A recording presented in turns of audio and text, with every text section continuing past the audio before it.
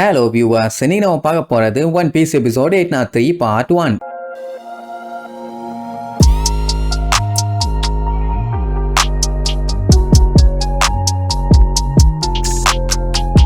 Open பண்ணா போன பாட்டுல அந்த கிராக்கரு ஒரு வழியா நம்ம ஆளுகளை வந்து அசால்ட்டா லாக் பண்ணிட்டான். அந்த கிங் பம் வேற ஓடாம பீதியில அங்கேயே நின்றுச்சு. லூஃபிய 10 நிமிஷத்துக்கு பக்காவா பத்திரமா பாத்துக்கணும்னா நமி தான் இறங்கி சண்டை போட்டாகணும், வேற வழியே இல்ல. லூஃபியே இவ்வளவு நேரம் முக்குன்னு முக்கி முடியாம தான் படுத்து கிடக்குறான். நமி போய் என்ன பண்ண போறான்னு தெரியல. ஆனா அவ தான் இப்ப இறங்கி போய் சண்டை போட போறா. கூட கிங் பம்மையும் ஹெல்ப்புக்கு கூப்பிட்ட உடனே அது பதறும். என்ன வச்சு காமெடி பண்றியா? நீ பாட்டுக்கு இஷ்டத்துக்கு வா சண்டை போடுன்னு கூப்பிடுற. அவன் தான் என் பாதி மண்டைய ஆல்ரெடி பதம் பார்த்துட்டானே. மொத்தமா என் சோழிய முடிவு பண்ணிட்டியான்னு கேட்டவனே என்னமோ பண்ணி தொலை, ஆனா நான் அவன் கூட சண்டை போட போறேன்பா. சுத்தி இருக்க அத்தனை பேரும் பதறுவாங்க. இப்போதைக்கு அவங்க பண்ண வேண்டிய ஒரே ஒரு வேலை லூஃபிய பத்திரமா பாத்துக்கிறது மட்டும்தான். அதை மட்டும் பண்ணுங்க, மிச்சம் நான் பாத்துக்கிறேன் பாலா. அட மூளைகட்ட மண்டுகமே, கிராக்கர் ஒன்னும் டம்மி பீஸ் கிடையாது. உன்னைய போட்டு புரட்டி எடுத்துருவான். சொன்னா கேளுன்னா கேட்க மாட்டான். நான் போய் எதையாச்சும் பண்ணுவேன், நீ மூடிட்டு லூஃபிய ஒழுங்கா பாத்துக்க. பொய்யாலன்னு வண்டையா திட்டுவா. இங்க லூஃபி நமீன்னு பேரை சொல்லி வேண்டான்னு தான் சொல்ல வருவான். ஆனா அதை கூட அவனால சொல்ல முடியல, அவ்வளவு டயர்டு. இப்போதைக்கு இவ டிஸ்ட்ராக்ட் பண்ண போறா. அது வரைக்கும் அவங்க எஸ்கேப் ஆகி ஓட போறானுங்க. அவ்வளவுதான். என்ன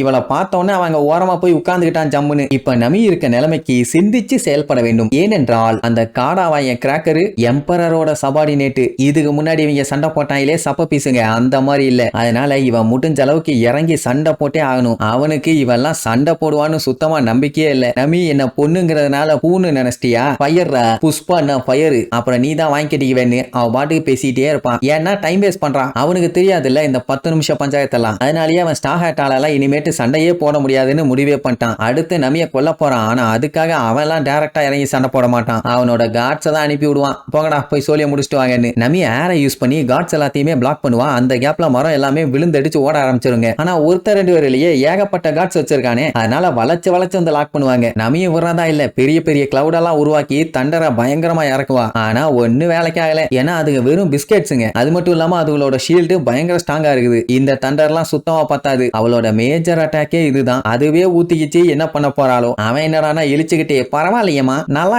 கலரா வித்த காட்டுறியே, நீ பண்ண வேலையில பிஸ்கெட்ஸ் லைட்டா கரிஞ்சு போச்சு, மத்தபடி வேற ஒன்னும் ஆகலாமா. அதுக்கப்புறம் கத்திய வச்சு அவளை கண்ணா பின்னா அட்டாக் பண்ண ட்ரை பண்ணுவாங்க, திருச்சிருவா. இங்க பாரு கண்ணு, கத்திய வச்சு அவங்க அட்டாக் பண்றாங்கன்னா கொஞ்சம் சீக்கிரமா எஸ்கேப் ஆகணும். இப்படி எல்லாம் அசைஞ்சுக்கிட்டு இருந்தீங்கன்னா செத்துடுவேமா. நமியால ஒருத்தனையே சமாளிக்க முடியாது. ஊறப்பட்டவே இறக்கி விட்டு நமிய ஓட விட்டு வேடிக்கை பாப்பானுங்க. இதுல இருக்கிறதுலயே முட்டா பைய வில்லன்னா இவன் தான். ஏன்னா இவன் வண்டியா டயலாக் பேசுறான்னு முடிவாயிருச்சு. சரி பேசி தொலைட்டோம். ஆனா அவன் தான் சாக போறான்னு முடிவு பண்ணிட்டான். அப்புறம் எதுக்கு லூசு மாதிரி இவ்வளவு பேசுறான்? எங்க அம்மா எவ்வளவு பெரிய ஆள் தெரியுமா? உங்களை மாதிரி சீப்பான பைரட்ஸுங்க எல்லாம் எங்க அம்மாவை ஜெயிக்க முடியும்னு நினைச்சு வந்தீங்களா? உங்க லைஃப் இதோட முடிய போகுது அப்படி இப்படின்னு கொஞ்சம் ஓவராவே பேசுவான். எனக்கு ஒண்ணு மட்டும் தான் புரியல, இன்னும் ஒரு 10 செகண்டுக்கு லூஃபியோட பவர் ஸ்டேபிளா நின்றுச்சுன்னா இந்நேரத்துக்கு இவன் இங்க நின்றுக்கவே மாட்டான். அப்புறம் ஏன் இவன் நம்ம ஆளுல மட்டமாவே பேசுறான்னு தான் புரியல. நமி பார்த்துட்டு உனக்கெல்லாம் இது புரியாதுடா, எங்க உயிரே போனாலும் பரவாயில்ல, நாங்க எல்லாருமே ஃப்ரெண்ட்ஸுங்க, எங்க உயிருக்கு ஒண்ணுன்னா அவன் உயிரை கொடுத்து சண்டை போடுவான். இப்ப அவனுக்கு ஒரு பிரச்சனைனா நாங்க உசுர கொடுத்து சண்டை போறதுல தப்பே இல்ல. சோ அவனை காப்பாத்த வேண்டியது இப்ப எங்களோட கடமைடா விளக்கண்ணே அப்படின்ட்டு மாசா போசெல்லாம் கொடுப்பா. பரவாயில்லையே, நிறைய விஷயம் உங்ககிட்ட இருந்து கத்துக்கலாம் போலியேன்னு அவனு கேஷுவலா தான் பேசுவான். அட இன்னும் ஒரு 5 நிமிஷம் இவ பேசியிருந்தான்னா அவனுமே நல்லா பேச்சு கொடுத்திருப்பான். ஆனா அதை விட்டுட்டு டேய் என்ன அவ்வளோ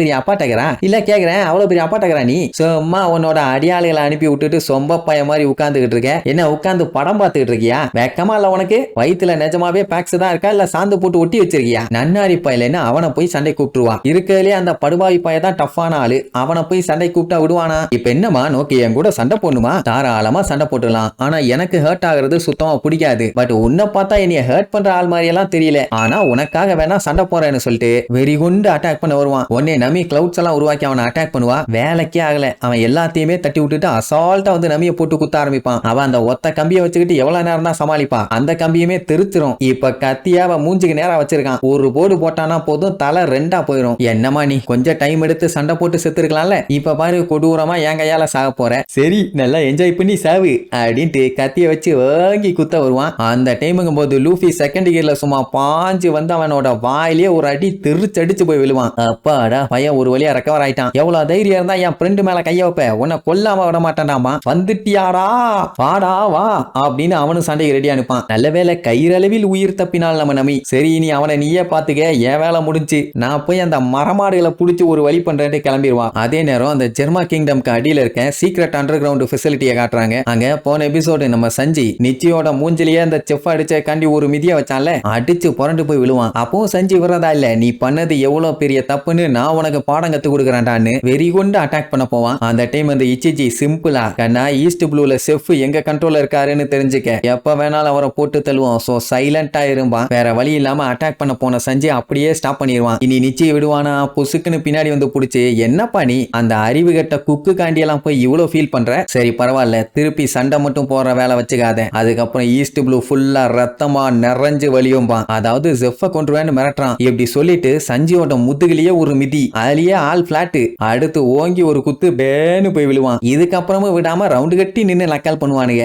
என்னடா நீ அந்த செஃபுக்கெல்லாம் போய் சப்போர்ட் பண்ணிட்டு இருக்க சல்லி பாயல. ஆமா அந்த ஹெட் செஃபுக்கு நீ சப்போர்ட் பண்ணியே, அதனால தான் நான் அவளோட மூஞ்ச வீங்க வைக்கல. வேணும்னா சொல்லு, உன்னோட சர்வெண்டா நான் அவளை போடுறேன். நான் அதுக்கு முன்னாடி உன்னை நாங்க வெல்கம் பண்றோம்னு அவனை எவ்வளவு மட்டமா பேச முடியுமோ அவ்வளவு மட்டமா பேசுவானுங்க. மொத்தத்துல நம்ம சஞ்சய் அவனுங்களை பொறுத்த வரைக்கும் ஒரு ஃபெயிலியர். அப்போ சஞ்சய்க்கு அப்படியே பிளாஷ்பேக். என்னன்னா அவங்க அப்பனுக்கு வந்து இவங்க 5 பேர்த்தையுமே ரொம்பவும் பிடிக்கும். வாழ்க்கையிலேயே ஒரு பெரிய சயின்டிபிக் அச்சீவ்மெண்ட் எதுன்னு கேட்டா இவங்க 5 பேரும் தான். சொல்ல போனா இவங்க சயின்டிபிக்கா மாடிஃபை பண்ண ஒரு சூப்பர் ஹியூமன்ஸ். லூசுத்தனமான ஃபீலிங்ஸ் எல்லாம் இல்லாம நீங்க ஆளுக்கு ஒவ்வொரு ட்ரூப்ஸை லீட் பண்ண போறீங்க. ஜெர்மா 66 தான் சயின்ஸோட அட்வான்ஸ் பவர் என்னன்னு காமிக்க போறாங்க. உங்களுக்கு தேவையான எபிலிட்டிஸ் எல்லாத்தையுமே நான் கொடுத்துட்டேன். இதுக்கப்புறம் நீங்க பண்ண வேண்டிய ஒரே வேலை ட்ரைனிங் மட்டும்தான். ஓகேவா? அவனும் ஓகே ஃபாதர் நாங்க ரெடி நீர்வானுங்க. ஃபர்ஸ்ட் இவனுக்கு பவர் எந்த லெவல்ல இருக்குன்னு டெஸ்ட் பண்ணும்ல, அதனால இவங்க கோட்டையோட உச்சியில போய் நிக்க வச்சுட்டு ஃபர்ஸ்ட் ரீச்சுவ குதிக்க சொல்லுவான். அவ அவ்வளவு ஹைட்ல இருந்து அசால்ட்டா குதிப்பா, ஒன்னும் ஆகல. அடுத்து இச்சிஜி அவனும் ஜாலியா குதிப்பான், அவனுக்கும் ஒன்னும் ஆகல. அப்புறம் நிச்சி குதிப்பான். அதுக்கப்புறம் சஞ்சய் குதிக்க சொல்லுவாங்க. ஆனா அவன் முக்கிட்டு இருந்த உடனே யோஞ்சி குதிச்சிருவான். அவன் பேரை சொல்லி கூப்பிட்டு பாப்பாங்க. ஆனா பையன் அவ்வளவு ஹைட்டை வந்து எட்டி பார்த்துட்டு பயத்துல அப்படியே நடுங்கிக்கிட்டு அங்கேயே நின்றுவான். இவ்வளவு ஹைட்ல இருந்து குதிச்சா பல்லுகள் எல்லாம் செதறிடுமே. சோ டாடி என்னால முடியாது போடி அப்படின்ட்டு அங்கேயே முட்டி போட்டு உட்கார்ந்து அழ ஆரம்பிச்சிருவான். இதுக்கப்புறம் அவங்க வச்ச டெஸ்ட்ல நம்ம ஆளு பாஸ் ஆனானா இல்லையான்னு அடுத்தடுத்து வர எபிசோட்ல பார்க்கலாம். டாடா.